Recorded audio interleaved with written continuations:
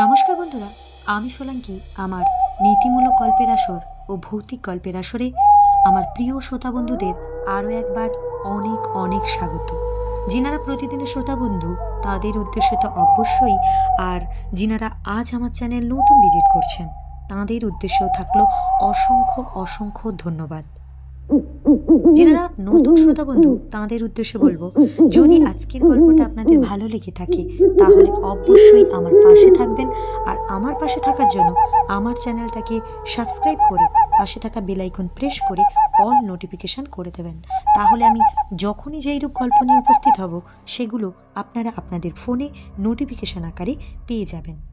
আর হ্যাঁ বন্ধুরা, আজকের গল্পটা যদি আপনাদের ভালো লেগে থাকে তাহলে অবশ্যই বন্ধুদের সাথে শেয়ার করবেন, পারলে একটা করে লাইক অবশ্যই করে যাবেন। আজকে আমরা যে গল্পটা পড়ব সেই গল্পের শেষে বন্ধুরা একটা প্রশ্ন উপস্থিত থাকবে। সেই প্রশ্নটা যিনারা উত্তর করবেন তাঁদের নামসহ বাড়ি আমি পরের দিন এপিসোডে উল্লেখ করব।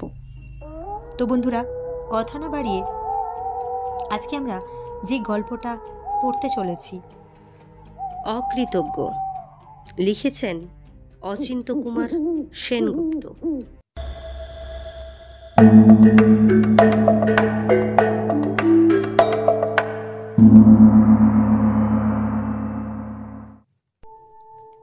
ছোট পাড়াগেঁ শহর, ঢালা মাঠ, অনেকটা দূরে দূরে কয়েকখানা টিনের ঘর। ঘরগুলো ছুঁয়ে ছুঁয়ে আঁকাবাঁকা কাঁচা মাটির রাস্তা। বিকেল থেকে বৃষ্টি হচ্ছে, পথে তাই লোকজন নেই, একটা গরুর গাড়িও চলছে না।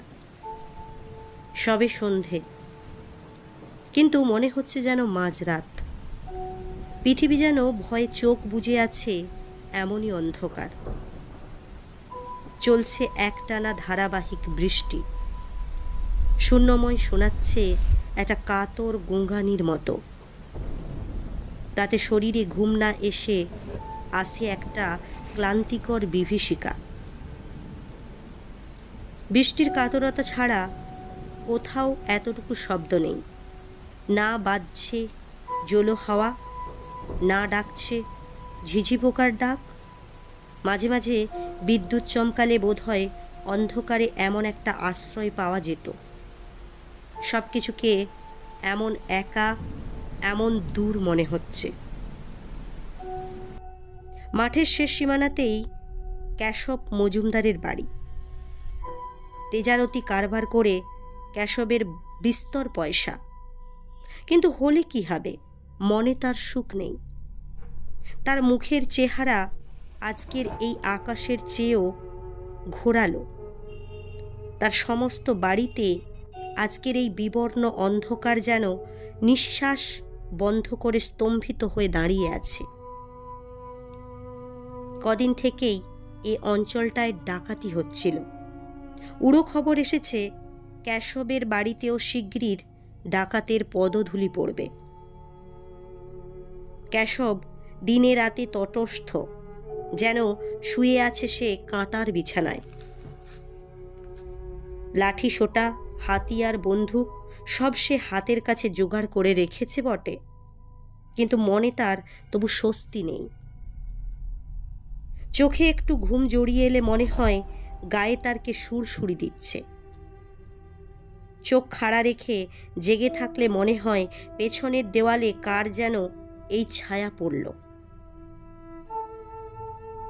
তার উপর আজ যা বৃষ্টি শুরু হয়েছে, প্রতিক্ষণে মনে হচ্ছে এই যেন কারা এলো, এই যেন শোনা গেল কাদের চাপা গলার ফিসফিসানি। বৃষ্টির আর বিরাম নেই। জলে কাদায় রাত উঠেছে পুরো ঘোলা হয়ে। কেশবের স্ত্রী এলো তাকে অভয় দিতে, বললে এবার শুয়ে পড়ো। ডাকাতদের তো আর খেয়ে দে কাজ নেই, এই ঝড় জলের মধ্যে তারা বিছানা ছেড়ে বাইরে বেরোবে। কেশব বললে, হ্যাঁ এইবার শুয়ে পড়তে হবে বই কি, কিন্তু বাইরে কে দরজায় যেন ধাক্কা দিচ্ছে না। কেশবের স্ত্রী খেঁকিয়ে উঠল, দরজায় তো নয়, তোমার মাথায় ধাক্কা দিচ্ছে। না না, শোনো না, ভালো করে শোনো কানটা পেতে। কে যেন ডাকছে না আমাকে? ডাকাতরা তোমার নাম ধরে আদর করে ডাকতে যাবে না? কেশব চঞ্চল হয়ে উঠে দাঁড়ালো। ভীত অসহিষ্ণু গলায় বললে, আওয়াজটা যে আরো বেশি স্পষ্ট হয়ে উঠছে। আশ্চর্য, তুমি সত্যিই কি শুনতে পাচ্ছ না? স্ত্রী ধারালো গলায় তাকে ধমক দিয়ে উঠল। কি বুদ্ধি তোমার! ডাকাতরা তোমাকে দরজা খুলে দেবার জন্য সকাতরে সাধবে কিনা?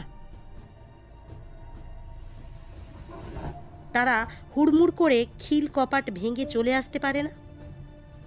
হাওয়া, ওটা হাওয়ার শব্দ। না না, স্পষ্ট মানুষের গলা। লণ্ঠনটা উস্কে দিয়ে কেশব বন্দুকটা বাগিয়ে ধরল। বললে, কে? কোনো সাড়া নেই। স্ত্রী হেসে উঠল। ডাকাতরা তাদের নাম ধাম তোমাকে বলবে কিনা? কি বুদ্ধি তোমার! কেশব আবার হাঁক দিল। কে? দরজার উপাস থেকে ভিজা মসৃণ গলায় কে বললে, আমি। ভয়ে সমস্ত ঘরটা যেন ছোট হয়ে এলো। লণ্ঠনের আলো যেন গেল কমে। দেওয়ালগুলো হেঁটে কেশবের চারপাশে এলো সরে, দাঁড়ালো যেন ঘন হয়ে। প্রাণপণে সাহস সঞ্চয় করে কেশব বললে, কে? আমি কে? আমি মনীন্দ্র। মনীন্দ্র? কোন মনীন্দ্র? কেশবের গলা চিরে আওয়াজ বেরোলো। ওপার থেকে রাত্রির অন্ধকার যেন কথা কয়ে উঠল। মনীন্দ্র, মণি, আপনার ভাইপো। ব্যান্ডেলে যে কাজ করত, যাকে আপনি ছেলেবেলা থেকে মানুষ করেছেন। দরজাটা খুলুন। বাইরে আর কতক্ষণ দাঁড়িয়ে থাকা যায়? কে? মণি? আরে, কতদিন পরে! উৎসাহিত হয়ে কেশব দরজা খুলতে যাচ্ছিল। স্ত্রী তখন তাকে বাধা দিল। গলা নামিয়ে বললে, কে নাকে মনির গলা ধরে হারিয়ে এসেছে? খবরদার দরজা খুলো না বলছি, নইলে ৩-৪ বছর যে এদিকে মারায়নি, সে বলা কোয়া নেই হঠাৎ এসে দরজায় ঘা মারবে, তা এ দুর্যোগের রাতে। কি বুদ্ধি তোমার!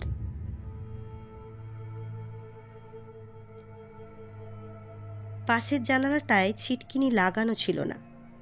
মণি হঠাৎ তার ভিতর দিয়ে তার একখানি হাত বাড়িয়ে দিল, রোগা লিকলিকে সরু একখানি হাত। বললে, আলোটা নিয়ে আসুন, দেখুন সেই যে ছেলেবেলায় কবজির কাজটায় কেটে গিয়েছিল, সেই দাগ স্পষ্ট অটুট আছে। খুলে দিন দরজা, জলে আর কতক্ষণ দাঁড়াবো বলুন? আর সন্দেহ নেই। কেশব এক হাতে দরজা খুললে, আরেক হাতে বন্দুকটা সে বাগিয়ে ধরেছে। সবিস্ময়ে বন্দুকটা হাত থেকে খসে পড়ে আর কি। সত্যি সত্যিই তো সামনে মণি দাঁড়িয়ে। মণি হাসি মুখে বলল, আমাকে সম্বর্ধনা করবার এই অদ্ভুত আয়োজন দেখছি যে। লজ্জায় বিমর্ষ হয়ে কেশব বললে, কিছু মনে করিস নে, এদিকে আজকাল বড্ড ডাকাত পড়ছে না, তাই সবসময় এমনি সাবধান হয়েই থাকি। কখন কি হয় বলা যায় না তো। মণি বললে, তা আমি জানি, তা জেনেই তো আমি এলাম। কেশব অবাক হয়ে বললে, কোত্থেকে এলি? এত রাত্রে ট্রেন? বাহ, সেই ব্যান্ডেল থেকে এত রাত্রে তুই এলি? মণি তার শরীরটা বিস্ফারিত করে বললে, আমরা সোজা হেঁটেই চলে আসতে পারি। তোর চাকরি আছে না? মণি খিলখিল করে হেসে উঠল। সে চাকরিটা গেছে, কদিন এদিক ওদিক ঘোরাঘুরি করলুম, শুনলুম আপনাদের নাকি বড় বিপদ, তাই ভাবলুম একবার দেখা করে আসি। তা বেশ করেছিস। স্ত্রীকে সম্বোধন করে কেশব পরে বলল, ওর কিছু খাবার জোগাড় করো চট করে। মণি ব্যস্ত হয়ে বললে, না, আমার খিদে নেই। শোবার জন্য এখন একটা বিছানা পেলেই আমি বাঁচি। আপনারাও আর মিছিমিছি কেন জেগে আছেন? ঘুমোতে যান এবার। ডাকাত এলে আসবে, ভয় কি? আমি তো আছি। আমি তবে এত পথ ভেঙে এলুম কি করতে? মনির খুড়িমা মুখ বেঁকিয়ে বললেন, চাকরি খুইয়ে এখন থেকে এখানেই তবে শেকড় গজিয়ে বসবে নাকি? কাকার ভাত খুব সস্তা পেয়েছ না? না, মণি গম্ভীর মুখে বললে, কাল ভোরেই আবার আমি চলে যাব, ভয় নেই। তবে এক রাত থেকে তুমি কি এমন সাহসের ভোজবাজি দেখাবে শুনি? খুড়িমা ঝাঁঝিয়ে উঠলেন, ডাকাতরা তো আর তোমার ফরমাস মতো আসবে না। তবু তো একটা রাত আপনারা নিশ্চিন্তে ঘুমোতে পারবেন, সেইটাই বা কম কি? মণি কিরকম অদ্ভুত করে একটা হাসল, বলল, ঘুমে আমার চোখ ঢলে আসছে, শিগগির বিছানা করে দিন। এই বাইরের ঘরটাই বা মন্দ কি? আমার কিছুতেই আর ভয় নেই। খুড়িমা বিছানা পাততে লাগলো। কেশব মনির দিকে আপাদ মস্তক নিরীক্ষণ করে বললে, এত জলের মধ্যে দিয়ে এলি, তবু এক ফোঁটা ভিজলি না মনি? সঙ্গে আমার এক বন্ধু আসছিল যে, সেই তো তার ছাতায় আমাকে এগিয়ে দিয়ে গেল। মণি এক লাফে বিছানায় শুয়ে পড়ল, আগাগোড়া একটা কাঁথা মুড়ি দিয়ে দিয়ে বলল, আপনারাও আর কেন মিছিমিছি জেগে আছেন? নরম ঠান্ডা রাত, গা ভরে চমৎকার ঘুম আসবে। বাইরের ঘরে আমি তো রইলাম পাহারায়, তবে আর কিসের ভয়? আহা, যা একখানা টিংটিঙে চেহারা, তার বীরত্বের বহর দেখো একবার। খুড়িমা ঠাট্টার কণ্ঠস্বর বিকৃত করে বললেন, খাটের নিচে দু একটা ইঁদুরের গর্ত আগে থেকে খুঁজে বের করো, নইলে চাকরি গেছে, প্রাণটাও যাবে আর কি। কাঁথার তলা থেকে মণি বোবা বিকৃত গলায় হেসে উঠল। বৃষ্টি থেমে গেছে, আকাশ এসেছে মরা মুখের হাসির মতো ফ্যাকাশে হয়ে। কেশবরা তাদের ঘরে গেছে। স্বামী স্ত্রীর মাঝে কেমন একটা আতঙ্কিত স্তব্ধতা। স্ত্রী বললে, ওই লোকটাকে যে তুমি পরিপাটি করে বিছানায় ঘুম পাড়িয়ে রেখে এলে, সত্যিও তোমার ভাইপো তো? কেশব ভীত অথচ সবিস্মিত মুখে বললে, বাহ, মণিকে তুমি চেনো না? চিনি তো, কিন্তু এতদিন বাদে খুড়ি এবং খুঁড়োর সঙ্গে দেখা, কাউকে একটা প্রণাম পর্যন্ত করলে না। চেহারা, গলার স্বর অবধি কেমন যেন বদলে গেছে, হাত পায়ের শির উঠে এসেছে, খাড়া খাড়া চুল, গালে গলায় হাড় উঠেছে। ভালো করে লোকটার দিকে তাকিয়ে দেখেছিলে তো? কেশবের শিরদাঁড়াটা ভয়ে কনকন করে উঠল, অথচ মুখে সাহস এনে বলল, কি যে তুমি বলো না, চাকরি বাকরি নেই, তাই চেহারা এমন দুর্ভাবনায় খারাপ হয়ে গেছে। দেখছো না, ডাকাতের ভয়ে আমি কেমন শুকিয়ে যাচ্ছি। ও কিছু নয়, কেশবের স্ত্রী খাঁটো গলায় বললে, কিন্তু এসেই একেবারে লম্বা দিল কেন? তাও মুখ চোখ ঢেকে, এমনকি একেবারে শীত পড়েছে। বলো তো। তোমাকে বলছি, ও কিন্তু মণি নয়। পাছে মণি নয় বলে চিনতে পারি, তাই অমনি ঝুপ করে কাঁথার তলায় লুকিয়ে পড়ল। চলো, এখনো হয়তো ঘুমিয়েছে, কাঁথার ঢাকনাটা আস্তে আস্তে তুলে চেহারাটা আর একবার দেখে আসি। কেশবের গা হাত পা শিরশির করে উঠল। বোঝা গলায় বললে, আজ আর নয়, কাল ভোরে। কাল ভোরে তো চলেই যাবে, যা ঘটবার তা তো আজ রাতেই। কেশব অস্ফুট গলায় চিৎকার করে উঠল, এত কথা আগে তবে বলনি কেন? কেশবের স্ত্রী কণ্ঠস্বরকে ঝাপসা করে আনল, বললে, ও যেই হোক, আমার মনে হচ্ছে ওই ডাকাত। বলো কি?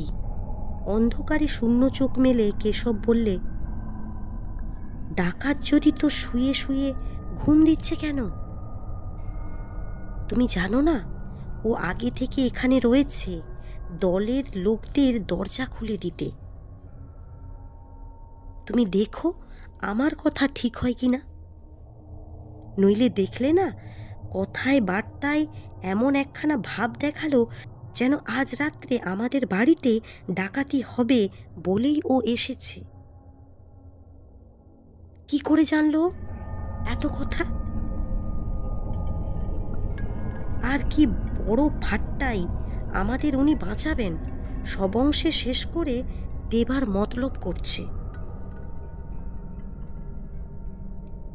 কেশব যেন বন্দি অসহায় একটা পশুর মতো গর্জে উঠল, এখন কি করা যায়? কেশবের স্ত্রী ঝামটা মেরে উঠল, ঘুমোনো ছাড়া আর কি করা যাবে? সারা জীবন তো কেবল নাকে তেল দিয়েই ঘুমুলে।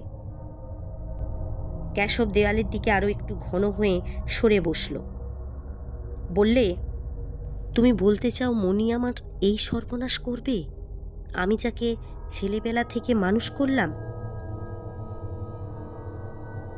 মণি কিনা তাই বা কে জানে, আরো কাটুক খানিকটা রাত। আরো খানিকটা রাত কাটল, কোথাও কোনো সাড়া শব্দ নেই। বাইরের ঘরটা ঘুমে একেবারে মুছে গেছে, একটি নিঃশ্বাস পর্যন্ত শোনা যাচ্ছে না। দেওয়ালে পিঠ দিয়ে বসে থাকতে থাকতে কেশবের হালকা একটু তন্দ্রা এসেছিল। হঠাৎ তুমুল একটা গোলমালে তার হাড়ে হাড়ে ঠোকাঠুকি লেগে গেল। গোলমালটা যে কিসের স্পষ্ট সে কিছু ধারণা করতে পারল না। স্তম্ভিত হয়ে একতাল মাংসের মতো বসে রইল। মনে হলো মরবার আগের মুহূর্তে মানুষ বুঝি এমনই স্তব্ধ হয়ে যায়।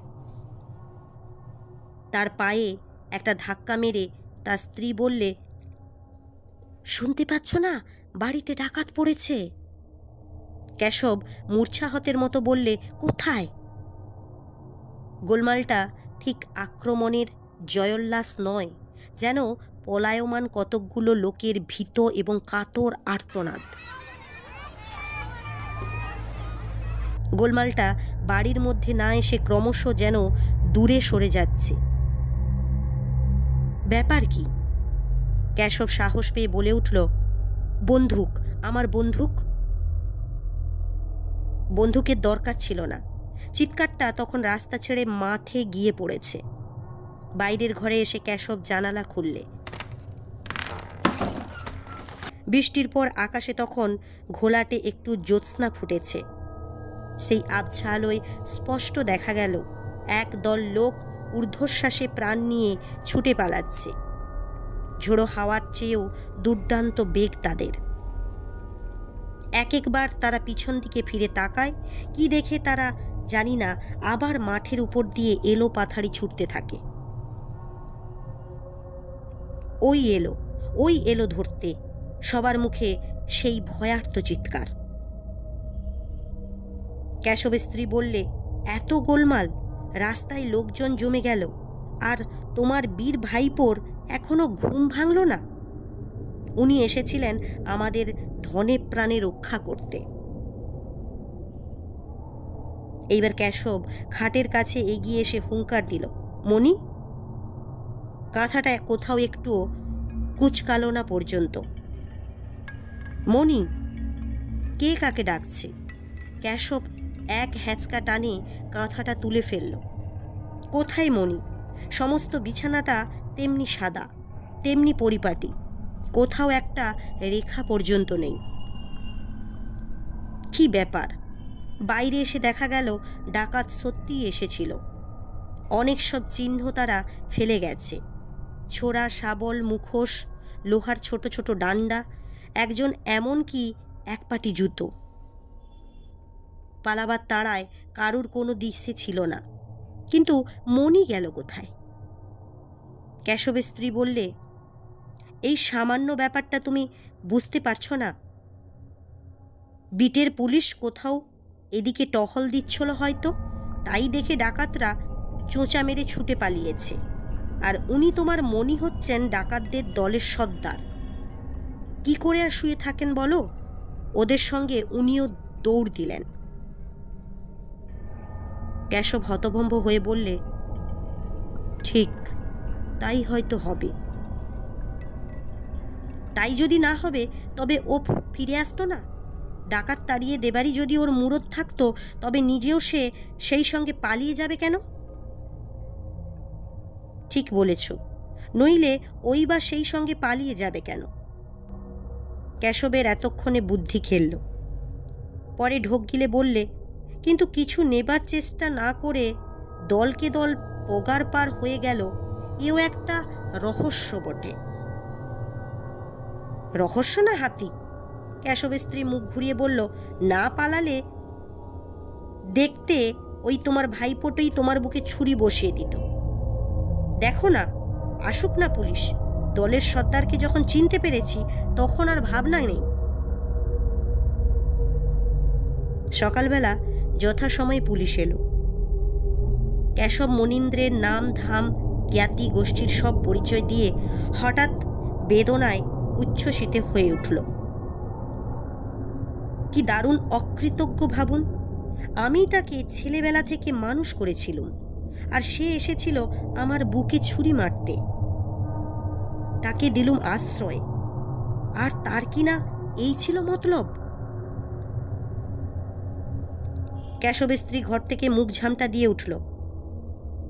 আমি তো তোমায় তখনই বলেছিলুম, ডাকাতের সর্দার, ওর 10টি বছর জেল চাই দারোগা বাবু। হাড়ে হাড়ে শয়তান, নইলে কোনোদিন কেউ খুঁড়োর বুকে ছুরি তুলতে পারে? হ্যাঁ, ছুরি প্রায় বুকে বসাচ্ছিল আর কি।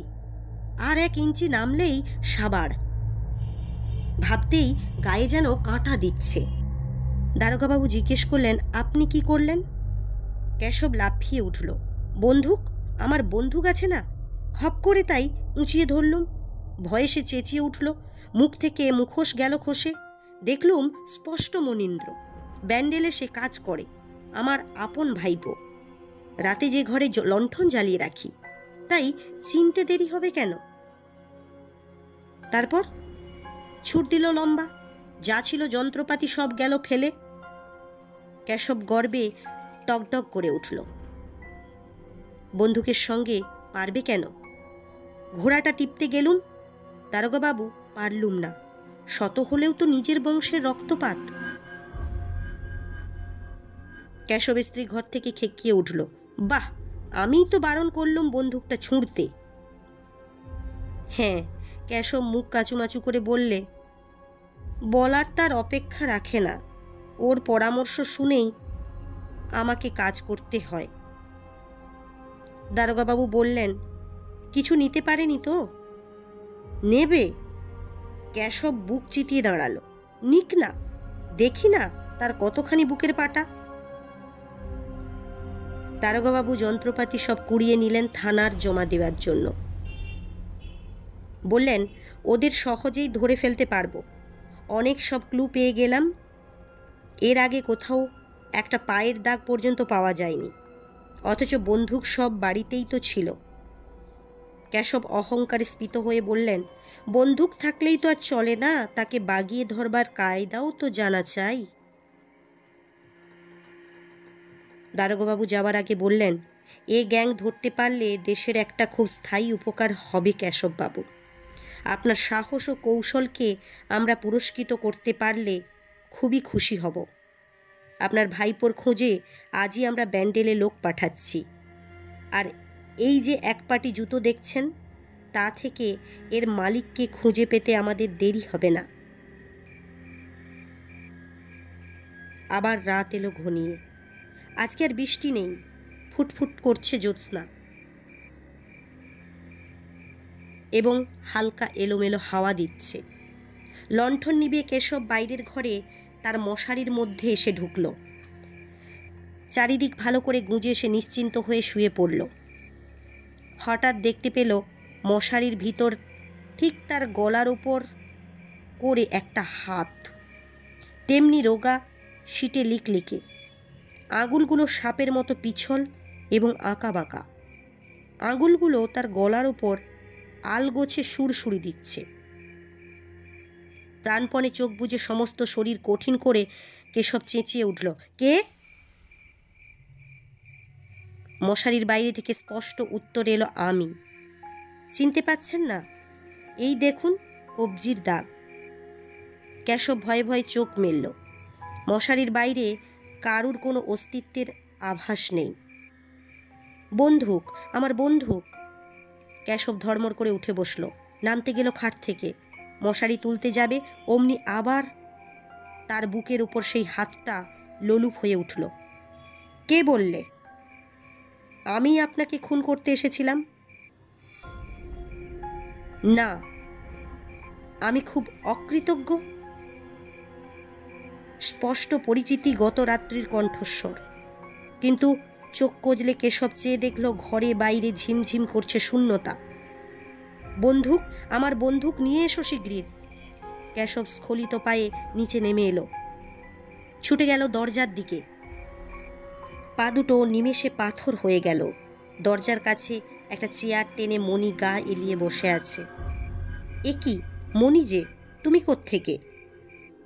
কেশব একেবারে বসে পড়ল। মণি নির্লিপ্ত গলায় বললে, কাল যেখান থেকে এসেছিলাম। কি মনে করে এসেছিস? আপনি থাকতে পুলিশ কেন আর কষ্ট করে ধরে বলুন? পুরস্কারটা তো আপনারই হোক। আহা হা, সে কথা কি কথা বলছিস? তুমি আমার ভাইপো, তোমাকে ধরিয়ে দেব কি করতে? বসো, তোমার খুড়িমাকে ডেকে আনি। কেশব ভিতরে চলে যাচ্ছিল। দরজার ওপর আবার সেই হাত ঝুলছে। বন্দুক আনতে যাচ্ছেন? মণি হেসে উঠল। তার দরকার নেই, বন্ধুকে আমার কিছু করতে পারবে না। বসুন, একটা কথা বলি। কেশব কাঁপতে কাঁপতে বললে, কি কথা? কাল আমি ডাকাতদের তাড়িয়ে দিয়েছিলাম। আপনি আমাকে মানুষ করেছিলেন, সেই কথা আমি ভুলিনি। কিন্তু কি করে তাড়ালে? কেশব ভয়ে একেবারে ছাই হয়ে গেছে। আমি যে ম্যাজিক জানি। মণি তেমনি অনর্গল হেসে উঠল।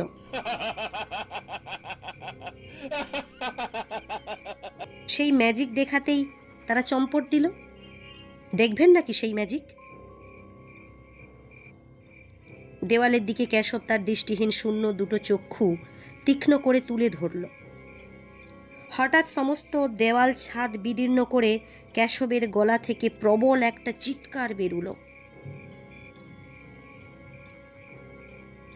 মণি চেয়ার ছেড়ে উঠে দাঁড়িয়েছে। তার মাংসল মূর্তিটা ধীরে ধীরে শুকনো সাদা কঠিন উলঙ্গ কঙ্কালে রূপান্তরিত হয়ে যাচ্ছে। পা হাত দাঁত খুলি একেবারে একটু একটু করে ঝরে ঝরে মাংসপিণ্ড নিশ্চিহ্ন হয়ে গেল এবং স্পষ্ট হয়ে উঠল একটা উলঙ্গ কঙ্কাল। আপনার এমন একটা উপকার করলুম, আর আপনি দিলেন আমাকে এই অকৃতজ্ঞতার অপবাদ। ডাকুন খুড়িমাকে। দূর থেকে হাওয়ায় একটা হাসির আলোড়ন শোনা গেল।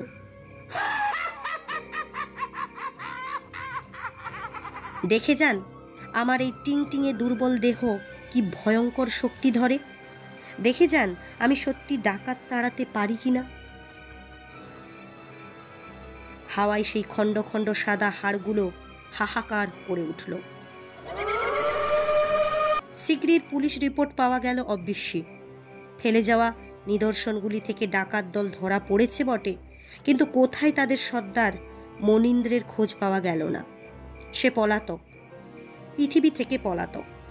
ব্যান্ডেল স্টেশন ছড়িয়ে হঠাৎ এক রাত্রে লাইন পেরোতে ট্রেনে সে কাটা পড়েছে, কিন্তু তা নাকি ঘটনাটার কদিন আগেই ঘটেছে।